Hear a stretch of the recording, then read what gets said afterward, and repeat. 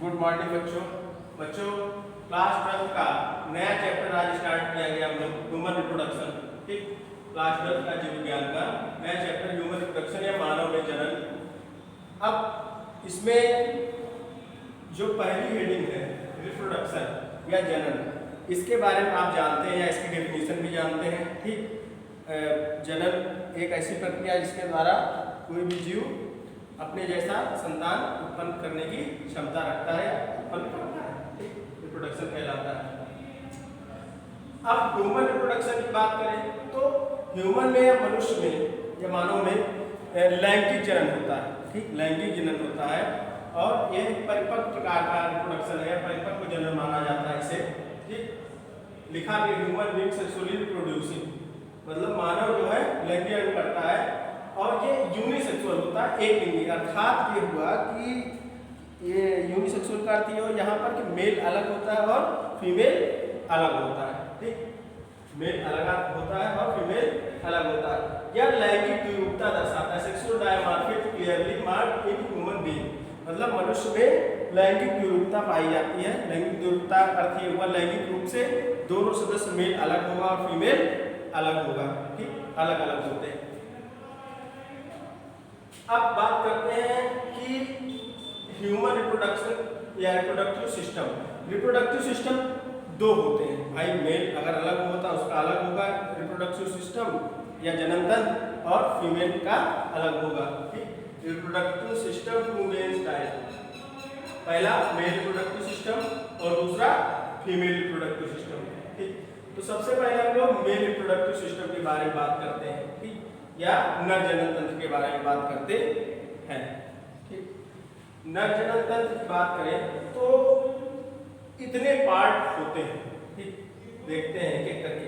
One pair testis होती है, एक जोड़ी टेस्टिस पाई जाती है इनमें।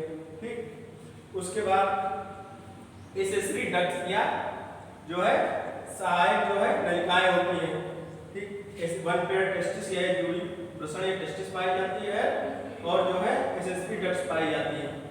एसेसरी डक्ट चार प्रकार की लगभग होती हैं। एक रेटे टेस्टिस, ठीक, और दूसरा वासा एफ्रेंसिया, तीसरा एपिडिडाइमस या अधिवसन बोलते हैं, चौथा वासा डिफरेंसेस।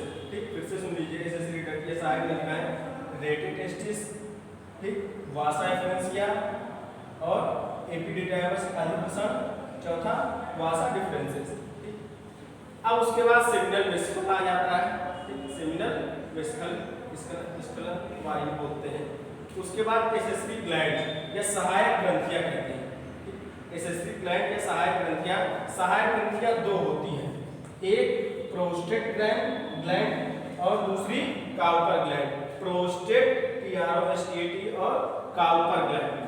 काउपर ग्लैंड को बल्बो यूरिथ्रल ग्लैंड भी कहा जाता है, यहाँ पर लिखा है काउपर को Cowper bulbo BULBO urethral gland भी कहते हैं। ठीक, चाहे काउपर ग्लैंड कहिए चाहे बल्बो यूरिथ्रल ग्लैंड कहिए, एक ही। उसके बाद यूरिथ्रा आता है और उसके बाद पेनिस आता है, ये फिफ्थ है और ये सिक्स है। ठीक, एसेसरी ग्लैंड में प्रोस्टेट, काउपर और उसके बाद यूरिथ्रा आता है और पेनिस, इतने भाग होते हैं। आप चाहे तो इसको अलग अलग भी कर सकते हैं, अलग करेंगे तो और लंबा होता चला जाएगा। वन पेयर टेस्टिस या फिर रेटेड टेस्टिस, वासा एफ्रेंसिया, एपिडाइमस, वासा डिफरेंसेस, सेमिनल। लेकिन एसेसरी डक्ट्स के नाम से यहाँ पर एक चारों को एक में कर दिया गया है। सेमिनल वेसिकल और एसेसरी ग्लैंड और यूरिथ्रा और पेनिस, इतने पार्ट होते हैं। अब एक पहले के बारे में एक एक करके हम लोग अध्ययन करेंगे। सबसे पहले टेस्टिस के बारे में अध्ययन करते हैं। वृषण अथवा टेस्टिस ह्यूमन में मेल में जो है पेल्विस रीजन के समीप स्थित होता है, पेल्विस रीजन के समीप स्थित होता है और ये एक पेयर होता है, संख्या में दो होते हैं।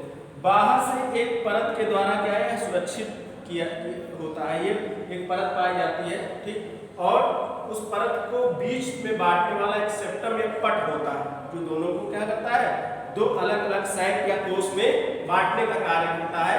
इसे स्क्रोटम कहा जाता है, SCROTUM, स्क्रोटम साइड या वृषण कोष कहा जाता है हिंदी में। ठीक, उसी के अंदर वृषण क्या है, टेस्टिस सुरक्षित रहता है। वृषण की बात करें तो वृषण में अंदर की ओर जो है वृषण की अगर लेंथ की बात करें तो लेंथ लगभग 4 से 5 सेंटीमीटर होती है। ठीक, एक एवरेज लेंथ 4 से 5 सेंटीमीटर होती है और चौड़ाई जो होती है वो 2 से 3 सेंटीमीटर की इसकी विड्थ या चौड़ाई होती है। अब टेस्टिस की बात करें तो टेस्टिस में अंदर की ओर टेस्टिकुलर लोब्यूल्स या जो पिंडक कह सकते हैं पाए जाते हैं। टेस्टिकुलर लोब्यूल्स पाए जाते हैं, उनकी संख्या लगभग 250 के आसपास होती है। ठीक, 250 के आसपास होती है। अगर एक टेस्टिकुलर लोब्यूल्स की बात करें तो एक टेस्टिकुलर ट्यूब्यूल्स में 1 से 3 की संख्या में जो है सेमिनिफेरस ट्यूब्यूल्स पाए जाते हैं। ठीक, सेमिनिफेरस ट्यूब्यूल्स पाए जाते हैं 1 से 3 की संख्या में। अब यहाँ पर जो एक फिगर आप लोग देख रहे होंगे, ठीक, ये कितना पार्ट है, ये कितने पार्ट की बात है, फिगर कितने में आ नहीं पाया, मतलब प्रयास किया गया है कई चीजें एक साथ आ जाए।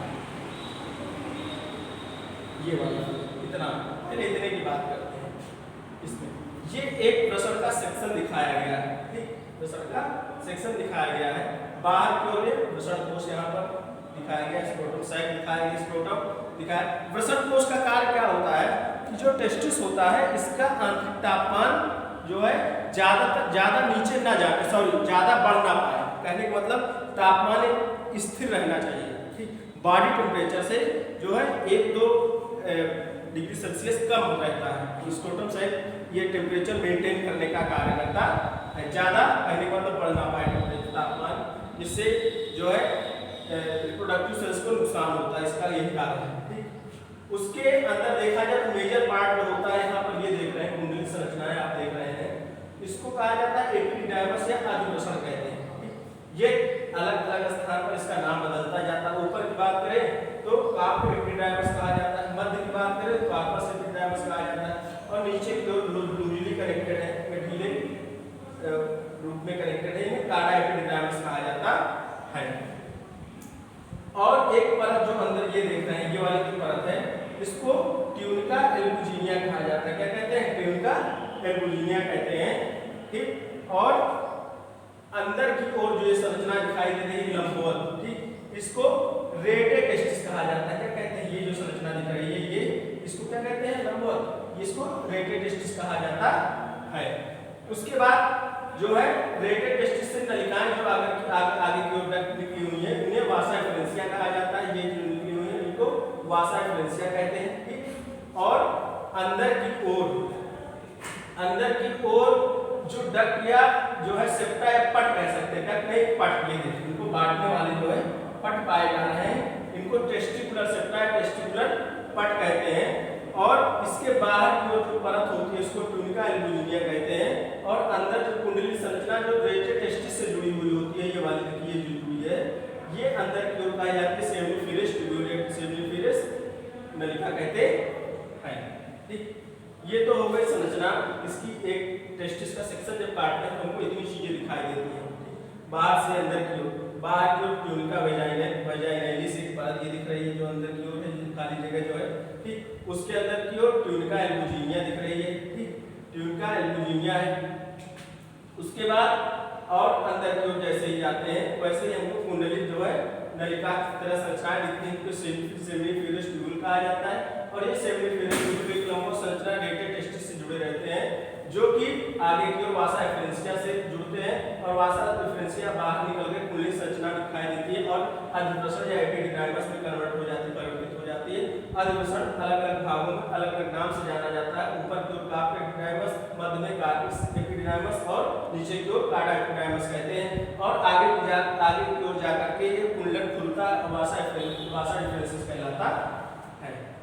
ये तो हो गई अनपस्ट कार्ड। यहाँ पर जो दिखाया गया है वो सेमिनिफेरस ट्यूब्यूल का सेक्शन लिया गया है। Sectional view of seminiferous tubule in testis. Testis में सेमिनिफेरस ट्यूब्यूल का सेक्शन काटा गया है, क्योंकि ये पूछा जाता है एग्जाम में, तो ठीक ये पूछते हैं फिगर और उसको दिखाया गया है। अब अंदर की ओर बात करें टेस्टिस की। टेस्टिस में अंदर की ओर प्रत्येक जो लोब्यूल्स 250 पाए जा रहे थे, टेस्टिकुलर लोब्यूल्स बोलते हैं, प्रत्येक लोब्यूल्स 1 से 3 सेमिनिफेरस ट्यूब्यूल पाए जाते हैं। और सेमिनिफेरस ट्यूब्यूल्स में अंदर की ओर 2 प्रकार की कोशिकाएं होती हैं। एक जर्म सेल होती है, ठीक, और एक सर्टोली कोशिकाएं होती हैं।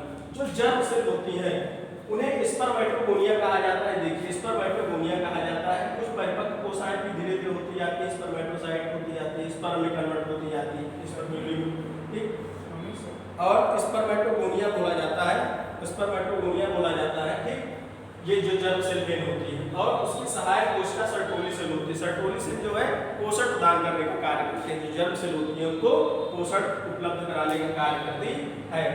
बाहर की ओर उनके बाहर की ओर अन्य कोशिकाएं पाई जाती हैं, लेडिक सेल बोला जाता है। इनको इंटरस्टिशियल सेल भी, अंतराली कोशिकाएं भी कहते हैं, इंटरस्टिशियल सेल कहलाती है। और प्लस ब्लड वेसल होती हैं, कुछ ब्लड वेसल भी पाई जाती हैं, ऐसे रुधिर वाहिनियां होती हैं। ये जो लेडिक सेल होती है इंटरस्टिशियल या अंतराली कोशिकाएं होती हैं, ये क्या कार्य करती हैं, ये जो है मेल रिप्रोडक्टिव हार्मोन या मेल हार्मोन बोलते हैं एस्ट्रोजन, इसका प्रोडक्शन करने का, उत्पादन करने का कार्य करती है। तो ये फिगर दिखाया गया है, इसमें सेमी शेड्यूल बनी है, ठीक, और अंदर की ओर स्पर्मेटोगोनिया, स्पर्मेटोसाइट और स्पर्मेटोसेल जो है पाई जा रही है, और सर्टोली सेल्स भी कुछ अंदर इसमें पाई जा रहे हैं। बाहर की ओर लेडिक सेल और इंटरस्टिशियल सेल और प्लस कुछ ब्लड वेसल या रुधिर वाहिनियां पाई जा रही है, ठीक। ये पूरा समझ में आ गया होगा आपको टेस्टिस के बारे में, ठीक, टेस्टिस के बारे में समझ में आ गया होगा। अब अगले हम लोग वीडियो में जो है क्या देखेंगे, एसेंशियल ड्रग्स या सहायक नलिकाओं के बारे में, वाहिनियों के बारे में हम लोग देखेंगे, ठीक। इतना रखते हैं, थैंक यू बच्चों।